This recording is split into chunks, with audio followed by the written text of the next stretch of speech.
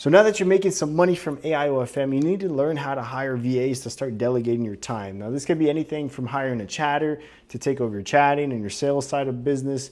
This could also be for photo generation, so someone can take over all your content generation. Now the reason you need to do this is because you're not gonna be able to hit 20K months unless you learn how to delegate your time. So this video is gonna go over everything you need to know about hiring VAs, so stay tuned and watch to the end. So after we're making money with our model and we have enough money to invest back into our business, the first thing you wanna start doing is hiring a chatter, because that's the most time consuming thing in this business. So there's two ways to do this, right? You could either hire an agency who pretty much manages chatters and they just take over the chatting side of your business. They'll take about 30% of profit. The second option is you could hire an independent chatter, which is pretty much a virtual assistant. The only thing is though, you'll have to train them yourself and they'll take anywhere from 10 to 15% profit. And you usually pay them about $3 to $5 per hour for however long they're working for. The second thing you want to do is outsource your content generation. And the best way to do this is hire an independent contractor or basically a virtual assistant, train them exactly how you want them to make your content, and then you post it yourself. Now, once you have these two implemented, then you want to start outsourcing your marketing. Once you do this correctly, your marketing, which includes posting photos, videos, and managing your social media. This is what it looks like to be a master scaler and to automate your business, right? So for one model, you'll have a manager who's managing the chatter, the content generator, and the marketer. And the reason you have a manager between you managing everything is because, again, once you have all three, is because it saves you a lot more time from having to talk to each person individually rather than going to your virtual assistant who's managing these three.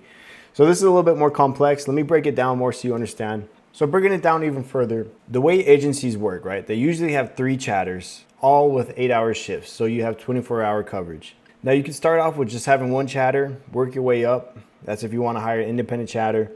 If you're really trying to streamline everything, finding an agency that actually understands chatting, is professional, and isn't too expensive, this is going to be a really good one. Now the thing about outsourcing and hiring anybody for this business is you actually have to understand and learn how to run this business 100% before you have somebody else do it. Because if you have somebody else take over chatting and you don't understand it yourself, you're never going to know if they're doing a good job or a bad job, if you're wasting money, etc. You have to start thinking like a business owner. You'll have to fail to succeed. So don't get discouraged if you start making mistakes. Just learn how to fix them and keep it pushing. Now, when you're hiring a chatter or a chatting agency, you want to make sure they're keeping your model consistent. You want to make sure they're talking the same, they understand the same music, they understand the model's likes and the personality and everything about the model from the feet size to the height size. Because if you have one chatter hop on at 6 a.m. talking to one person, and then someone hops out 8 hours later and completely changes the height of the model to that same customer, you lost your customer, you lost trust in them. You have to make sure your notes are on point for your models. Like I said before, a chatting agency, it's gonna be around 25 to 30% commission. They don't take hourly pay, but if you do have an independent chatter, they're gonna be commission based still, which is 10 to 15%. And then hourly, you'll pay them around $2 to $5.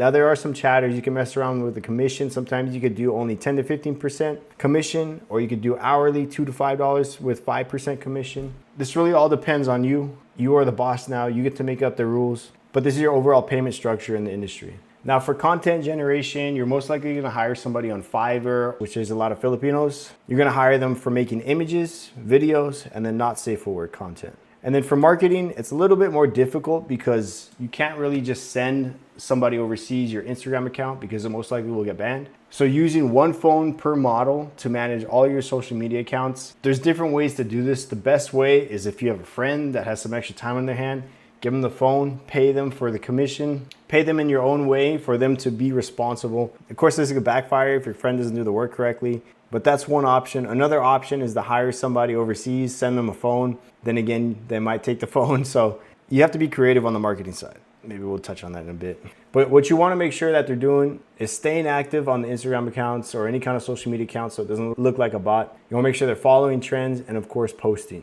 This is why marketing, if you could outsource all of these things, the chatting and the content generation, and you just focus on the marketing, this is honestly the best way to structure it.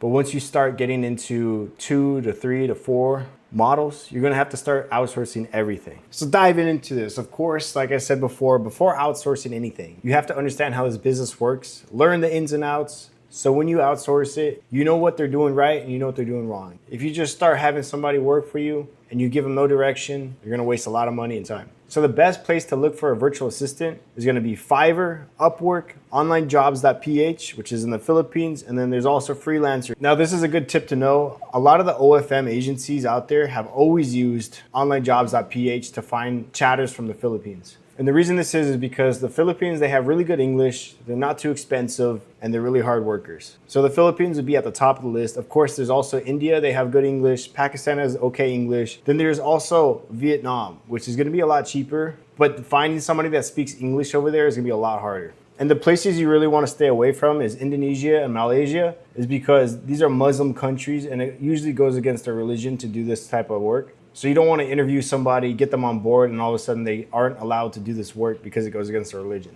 And then not to throw shade or anything, but Nigeria, there's honestly a lot of scammers over there. You probably want to stay away from that. They're really technical and they know how to scam you online. So just don't even bother with that. Now there's some other places you can look at is Serbia, Macedonia, Moldova. So these places, they're a lot smarter in the adult niche, but they're going to be a lot more expensive. So I would stick to Philippines for sure if you're just starting out, and you can test all of these once you have more time. Now, when making an application for any of these websites, you're not going to be able to write exactly what type of work you need them to do. This is all for adult content. And if you try to put an ad on one of these websites like Fiverr or online.ph, they're going to ban your account. So you have to get creative in your job description, right? The best ways to do this is say it's a marketing job or sales job, social media sales job, social media managing, social media messaging. You want to also include that they need to be fluent in English. And another tip, you could also use this emoji in the description to be creative, to let them know it's an adult content job. And then of course, ask them to include their Telegram or email in their resume.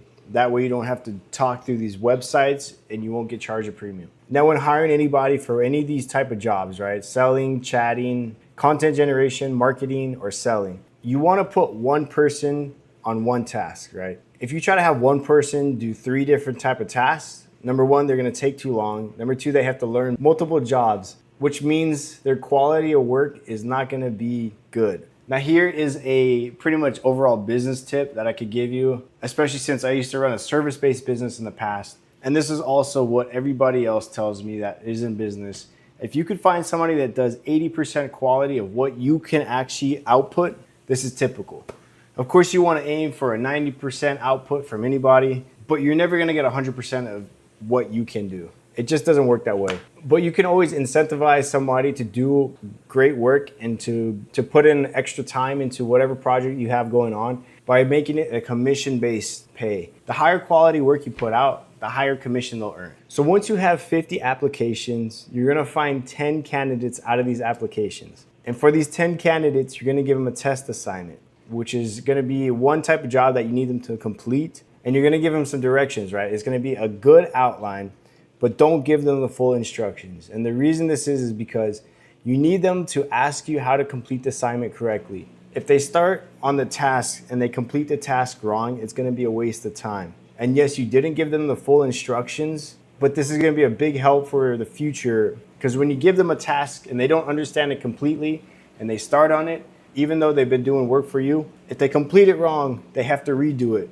You're paying them hourly, you're wasting money, you're wasting time. You need them to have some common sense to figure out if they don't have the full instructions, they need to ask you exactly what to do. Now also for this test assignment, you're gonna send it on a Friday late evening. If they don't respond by Sunday evening, automatically out.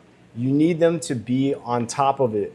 Because if you send them a really important assignment, for example, let's just say your Instagram account is blowing up and you need to get 10 more pieces of content out and it's Friday.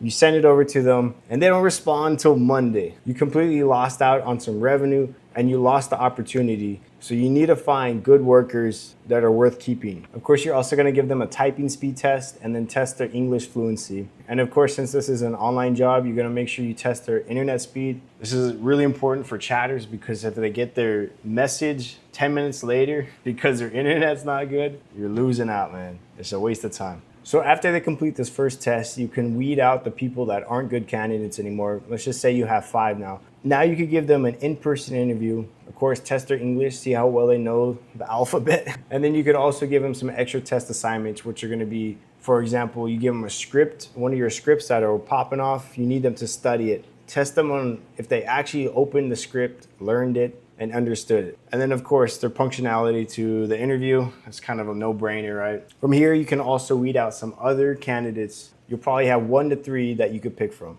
Now, when you pick somebody, the best person to hire is gonna be a fast learner, of course, somebody with common sense, someone that doesn't need hand-holding. This is a big one, because if they're always asking you exactly how to do something, they don't have any common sense to figure it out themselves, you're just gonna waste time and money on them.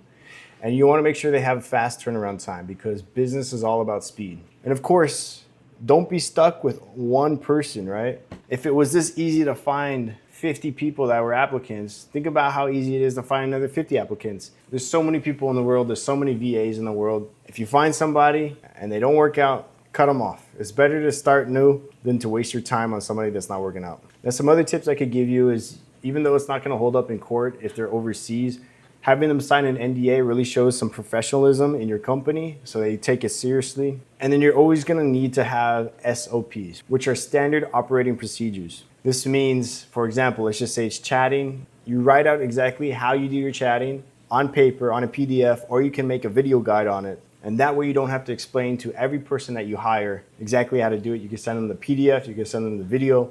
Exactly what you're watching here is what you can do to give to your workers. And of course, when you're hiring somebody new, and this is really important, even all the way from how to send a pay-per-view. If you're hiring somebody that's never even touched the OFM industry, they might not even know how to send a pay-per-view, how to charge somebody to make money on a photo. So having these written guides and video guides, even just screen sharing it, like using a software, exactly what I'm using right here, OBS, screen record exactly how you do something, write it out, give it to them, saves you a lot of time. The other thing about this too, is if they work for another agency, they could be acting like a spy. And once they're inside your agency, they learn everything, exactly how you're doing stuff. They may even just send it out to the person that they're still working for that they didn't tell you. And then now another agency has all your tips and tricks. Now, if you hire somebody that's new, again, there's pros and cons to this. The pros are you're gonna have to teach them, so it's gonna take a lot more time. You may have to go through a couple of people until you find somebody that actually understands how to learn and how to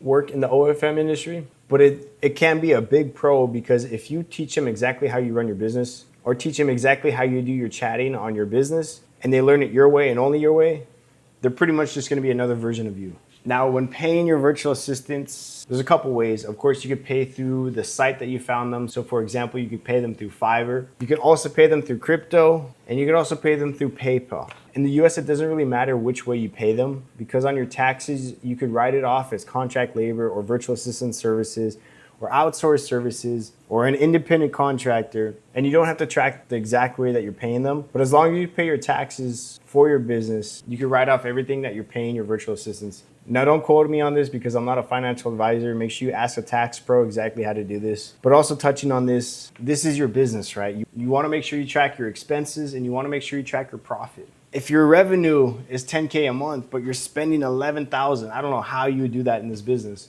But if you're spending 11,000, you're only making 10,000, you're negative, which realistically, you could pretty much mess this business up and you'll still make a lot of profit. But being a good business owner, tracking your revenue, tracking your profit and expenses will help you maximize exactly where to put your profits into to make more profits, where to cut out your expenses so you have more profits, tracking your months and how much revenue you're making per month so you can increase it and get to that 50K level, 100K a month level.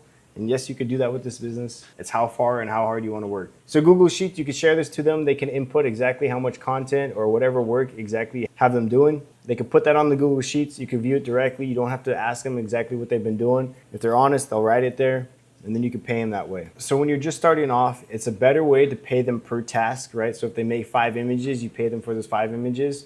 This is good for starting, but it does get more expensive when you have a lot of images, for example, that you need them to make. So that's when you would want to switch it over to a salary. Now, if you're going to pay your worker in a salary, you want to make sure you have enough work for them to do, because if they get finished fast, if you give them work and they finish it on a Wednesday and you're paying them until Friday, they're most likely not going to tell you, and they're going to go have fun the rest of the days of the week, and you're paying them for nothing. So a good thing to do is give them enough tasks, 40 to 50 tasks per week that you know for sure they're not going to finish. So they have enough work and they're incentivized to work the entire week. Now, like I said before, if you give them commission-based work, they're gonna work harder. Now, if you pay them performance-based commission, they're obviously gonna work a lot harder versus an hourly worker. This is kind of general knowledge in the whole business industry, right? People that do sales, they're more incentivized to work hard because they get paid for commission. So the more sales they make, the more commission they make, versus somebody getting paid hourly to just do a retail job. They don't care about how many products they sell in a day. They just care about getting the day done and getting paid.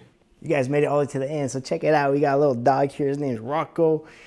Besides that, that's why this place looks like a mess. Now, if you're really serious about making money, like my students in Discord, as you can see, they're doing some great months. They've actually learned a lot of it from our school communities. So make sure to check out the school. It's going to teach you how to market, how to make not safe for work images. It's going to teach you how to make scripts for not safe for work images for your chatters to sell, to make more profit, etc. Now, this video is actually a short clip from a 4-hour full Ai Ofm course that I put out. Unfortunately, YouTube age restricted it. So I have that in the description down there below. Make sure you watch that. It's got all the information you need to start Ai Ofm. And then if you are really serious and you want to make profit as soon as possible, as fast as possible, I have a mentorship that you can apply for in that type form down there below. Now, I'm not taking everybody on this mentorship. So if you fill out that type form below and qualify, I'll hop on a one-to-one call with you. And we'll talk then. All right. Hit that subscribe. I got more videos coming out. Let's get it.